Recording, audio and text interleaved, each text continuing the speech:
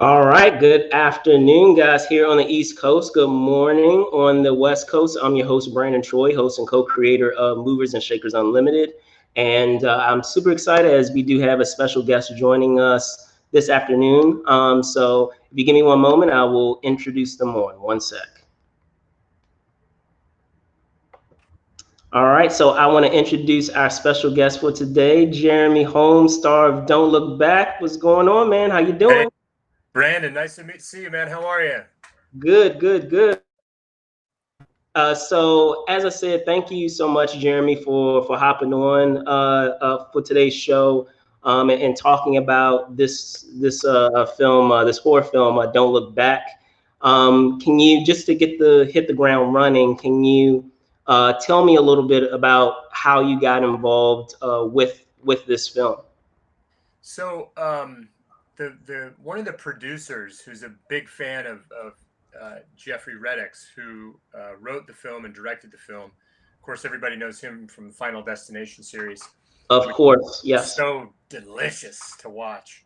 Um, I had done a film with him previously, a couple films actually, and so I guess my manager was at South by Southwest, and they ran into each other. They are friends while Andrew was busy casting Don't Look Back, and sent Jeffrey my reel. And the next thing I knew, I was heading down to Louisiana to make a great Halloween time movie. Awesome, awesome stuff. So with that being said, with this film, it's I was talking with Jeffrey about it a couple of episodes ago, and talking about how it is even unbeknownst to him, and he was talking about how it wasn't purposeful in that way. It just turned out that way. How this is very much a tale of morality and karma, so to speak. So, can you speak to that and that theme that this film tackles? Well, you just said it. Theme. I think our whole culture now is experiencing this theme of karma. And I think, Jeffrey was at a point in his life, whether he was aware of it or not, where he's fiercely loyal to his sister and his mother. And I think that, part of that uh, is embodied in the way he treats people and the way um, he wrote this film. It sort of mirrors that whole idea of goodness and karma, and planting good seeds or planting bad seeds. And I think it just kind of, he was writing a scary movie with really interesting idea. And I think those themes of karma, justice, righteousness, however you want to put it, were just inherent in his thoughts. And I actually think that's happening in a society-wide way right now. And it's a really interesting time to be alive. Indeed, indeed, and speaking further about your character as well, in terms of on the surface, based on everything, all the events that are taking place, you can very much see where your character is coming from, and being able to pinpoint where the trouble is coming from, at least on the surface. But can you also speak to having those other elements at play in this film that kind of forces your character kind of pivot and kind of look beyond what's at the surface level of what's going on? Right. Brandon, that's a great question. And I'm a crime junkie aficionado. I love, crime junkie podcasts of all kind. I'm addicted to Dateline. I listen to Dateline all the time. And whenever you hear a cop talk about a crime, they never, almost never, are certain. They always, especially if it's unsolved, they always leave the door open for something they don't know about. And to me, that idea is interesting because when you're solving a murder or a series of violent crimes, and you've been led down different rabbit holes, sometimes the idea of a spiritual reason makes a lot of sense. And I've heard many, many police officers, both in personal conversations and, on these podcasts, say it was luck, it was fate, it was karma. So I think it's actually, I think it actually happens in real life this way. And Detective Boyd, um, he's seen a lot, and he just has to keep asking the right questions, and he's trying to keep people safe. I can't say too much. Definitely, definitely. And in preparing for this role as well, as you say, you're a aficionado when it comes to crime stories, and you love love those that element. So with that being said, what went into the preparation for this role? Did you shadow anyone that was in law enforcement, or was it more of a situation in which you just studied a lot of different cases? Right. Well, I lived in New York City for 20 years, and I played a lot of cops on a lot of different TV shows. But I do know a good number of New York City police officers. And this particular guy is based on one, and I don't want to say his name because I don't want to blow him up, but he was a guy I saw in social situations regularly. And he was a guy who, no matter where he was always on the clock, man. He was always on the job. He was always watching people. And I was like, wow, he can never get away from this. The other Can't thing, turn it off. you can't turn it off. The other thing to me that was important, because I'm also I'm a big Columbo fan. It's probably not a show you've ever seen or know about. Do you know Columbo? Yes, I do. Okay, awesome. So the first thing, I'm so excited, Brandon. So when I talked to the costumer, his name is Hollywood, great guy, incredible stories. He's been in the business forever. But I told Hollywood, I said, Hollywood, Columbo has that jacket. And here's a little piece of trivia you might not know. Columbo, when he was cast, if you watch the first episode, he's wearing a very nice dark blue suit with a blue tie. And Columbo was like, I don't want that. I want an overcoat. I want an old overcoat. And they couldn't find one. So he went out to a thrift shop in New York City and he got one. He wore that coat. That show was on the air for 35 years. And he wore that coat in every episode. They had to mend it and fix it and everything. And so I said to Hollywood, Boyd needs a modern day Columbo coat. And I said, I don't even know what that means, but he needs something like that. He needs that coat. And so that conversation with Hollywood was a big point of reference for the way the character holds himself and everything else. Yeah. Gotcha, gotcha. And just as you say, I feel that's a great a great segue into my next question. Is, as you said, you've played a lot of authoritative figures. You've played a lot of cops, and I would be remiss to not speak on this now that I have you on this episode, because I enjoyed that show to an astounding degree, and that's House of Cards, of course. And your character on House of Cards. So can you tell me, in terms of the roles that you've had an opportunity to play, has it been, and I know I get, in terms of trends, I've gotten different answers on this. Has it just been a purposeful thing where you just really enjoy these characters, or has it been more serendipitous in terms of that's just, in talking about fate, that's just a lot of the characters that you've been provided thus far? Yeah. I'm inside it, so it's hard to know what the true answer is. I think a look on my face. And, Abraham Lincoln said, by the time you're 40, you're responsible for the look on your face. I want to work and I want to do interesting roles. It just so happens that cops are dramatic and people write to them all the time.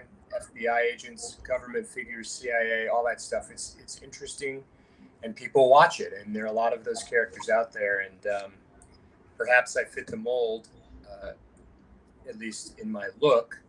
And I dig it. It's fun. It's fun. Cool. And to speak to that too, as it's unfortunate now that we no longer have that series on, because I feel like it would be very fitting and Still be poignant. going, man. It'd still be going. Yeah, it would be very fitting and poignant with everything that's going. So, Yeah. can you talk to um, with playing, those roles? This one, I feel that while it was still, a cop, with this character, there was, I feel like there was way more redeemable in this character versus, what I remember about House of Cards, and how much of a gray area that character played in. So Yeah. can you speak to that, and still finding those nuances, even though you've played a variety of characters, finding those nuances there when you're finding yourself in the same wheelhouse. Yeah. So, I think part of it is um, what what style is the script. That'll influence kind of some of the decisions you make and how you. I'll make a sports analogy. How you release the ball is maybe a little different, um, and then also uh, what is the set like? Who are the other actors? In this particular movie, um, I worked a lot with Courtney Bell, who's amazing, but it was her first major lead role, and so part of my job was to make sure she knew she was doing a great job, which she was, and anytime I thought I could share something with her that maybe somebody shared with me that was useful, I could do that. So part of my job was to play Boyd and play off of Courtney and Will Stout and all the other actors and Soto. Um, my job was also to make sure the set was a good place, that people were taken care of, that everybody was feeling good about what they were doing. Because when you're making a movie or a TV show, you're together a lot, and it's so much easier if people are feeling good about what they're doing. And then when they're feeling good, they do better work. So it's a positive feedback loop. So if that's going well, then all the little nuance things can then happen. If it's tight, if there's bad energy, it's really tough for those um, instantaneous nuance things to happen because everybody's tight. Gotcha.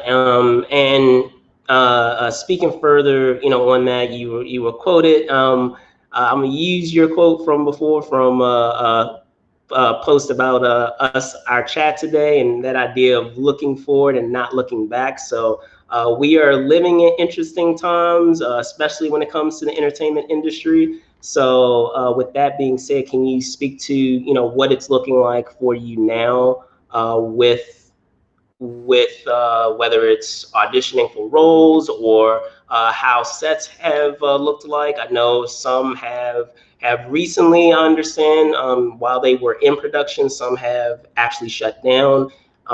Has that been the case with you? And if so, are you able to speak on what it's been like for you? Yeah.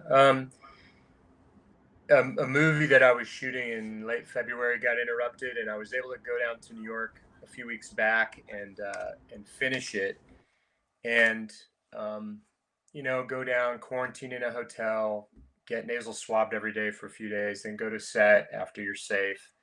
Everybody's wearing masks. People in the movie business, they know how to figure stuff out, and they're very good at adapting to.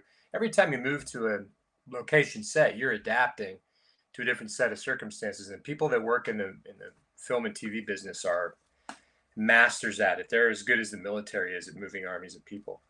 And so it's just another hurdle that production has to get over. New York is opening up. There's a lot of stuff being produced. There's stuff being done in North Carolina, South Carolina, Atlanta, um, and LA, of course, too. Um, but I predict that there's going to be a little bump in the road coming up because we've got folks that aren't, wearing masks. It's science. Wear a mask. It's not a big sacrifice. No one's taking your right to do anything else away. They just want you to wear a mask. It's pretty simple. Makes me so angry that people are adopting it as some birthright. You know, I don't think any of the people who fought in the Revolutionary or the Civil War would have thought two things about wearing a mask. They had such bigger sacrifices, not having shoes on their feet, and you know, people in Vietnam throwing their health and their lives away, you know, in the name of what? I think it's pretty easy to wear a mask. It's actually kind of cool. You can get your own style. It's a way to say, hey, I love you, which is like, there are no better words to say in the world than I love you. And you can say it with a mask. End of rant. So for me personally, you know, I live in Vermont. It's 70 degrees out. It's a lovely sunny day, autumn breezes, leaves. I've got two daughters that are in school. They're actually in the forest right now. They're building a fire in the forest with their teachers right now, which is interesting. So I feel blessed. I'm actually, after this interview, I'm going to learn lines and I have to shoot an audition tonight. So I'm just using the time as best I can, which is all, you know, any of us can do. We're going to get through it. We're closer to the end than we are to the beginning. We know a lot more than we did, and I think things are going to settle down come November 4th. Awesome stuff. Awesome stuff. Well, Jeremy, thank you as always, man. Thank you so much for coming on today's episode and talking about Don't Look Back, and also me picking your brain a little bit about House of Cards. Really enjoyed it. Before I let you go, can you tell folks where they can find you? Yeah, I'm at Jeremy S. Holm on Instagram, Holm Jeremy Actor on Facebook, and catch me on TV and on iTunes or Apple TV tomorrow. Don't Look Back virtually. It's also opening in a lot of theaters around the country. So if you want to go see a movie, we're hitting some drive-ins too. And Brandon, thank you. It's nice to be on your show. I appreciate it. Absolutely, absolutely. So there you guys have it. Thank you guys so much out there for those of you that are watching. I'm your host once again, Brandon Choi, host and co-creator of Movers and Shakers Unlimited. You can find us on Facebook here, which you're watching now. However, you can find us on Twitter at Move and Shake UNLTD, on Instagram at Movers Shakers Unlimited, and of course, you can find me at Brandon Choi ENT on Twitter and Brandon Choi _ENT on Instagram. Thanks again for watching. Be safe out there, and see you soon. Bye.